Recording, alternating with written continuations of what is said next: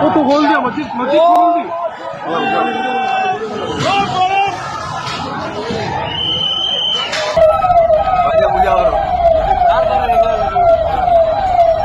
Scooty पड़ी होटे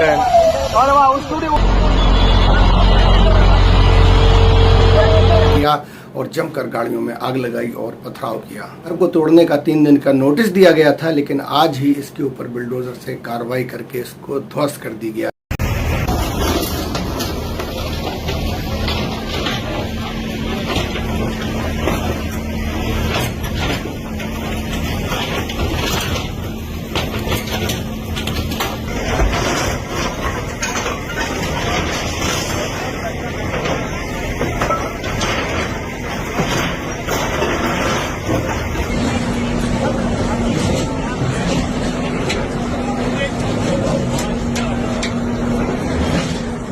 लेकिन एक और खबर निकल के आ रही कि ये इनका मकान नहीं था, ये मकान किराए पर था। ये लोग यहाँ पर आकर किराए पर रहते थे। इसका सीधा सा मैसेज ये है, लोगों को ये मैसेज देना है कि तुम आगे से मुस्लिम पक्ष को मकान नहीं दो, वरना तुम्हारे मकान पर भी कार्रवाई होगी। दरअसल ये मामला है सुबह शाम टीवी पे नफरत परोसने का। जिस तरह से हम अखबारों और अपने नेताओं के खिलाफ नफरत के भाषण सुनते हैं, बच्चों के जहन पर इससे बुरा असर होता है और बच्चे हिंसक होते जा रहे हैं। बहरहाल आप लोग भी स्कूल गए होंगे और आपस में झगड़ा होता रहता है और मामला ख़त्म भी हो जाता है, लेकिन यहाँ मामला था हिंदू और मुस्लिम का, जिसको लेकर नेता वोट बटोरते हैं और इस पर राजनीतिक रोटियां सेंकी जाती हैं। दरअसल सिस्टम आपको ये मैसेज देना चाहता है कि आप हमें वोट दो, हम आपका बचाव करेंगे। आपने बहुत से वीडियो में देखा होगा किस तरह से मुसलमानों के खिलाफ जहरीले भाषण दिए जाते हैं। कई बार लड़कियों के साथ ज्यादती हुई है, लेकिन अगर वो शख्स हिंदू है तो उसके खिलाफ कोई कार्रवाई नहीं होगी, सिर्फ जांच होगी और उसे छोड़ दिया जाएगा।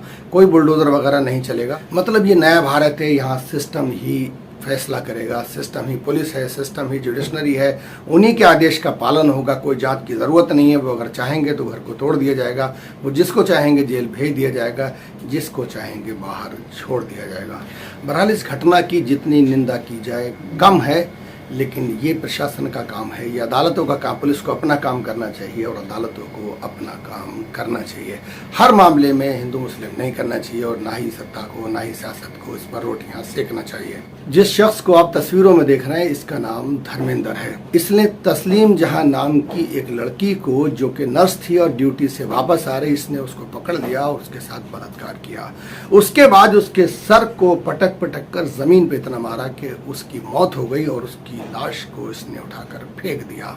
आज 9 दिन बाद बरेली से इसकी लाश बरामद हुई है। उत्तराखंड पुलिस ने इसको गिरफ्तार किया है, लेकिन आप देखेंगे ना ही कोई नोटिस का जिक्र है, ना कहीं पर आपको बुलडोजर नजर आएगा, क्योंकि वहां पर भी भाजपा सरकार है। ना ही किसी मुस्लिम समुदाय, ना ही किसी मुस्लिम संगठन ने इसका बचाव किया है, और ना ही उसके फेवर में कोई हिंदू संगठन आया है जिसने कोई उत्पात मचाया है, कोई रैली निकाली हो, कोई प्रोटेस्ट किया हो। ना ही मुख्यमंत्री का इस पर कोई बयान आया है। लेकिन अगर इसका उल्टा होता तो वहां पर भी फिर इसी तरह का उत्पात मचाया जाता। उम्मीद है कि जो बात मैं आपको समझाना चाहता था आपकी समझ में आ गई होगी। बहरहाल इस तरह के नफरती एजेंडों से और नफरती माहौल से आप इस तरह की सियासत से अपने आप को और अपने बच्चों को दूर रखें।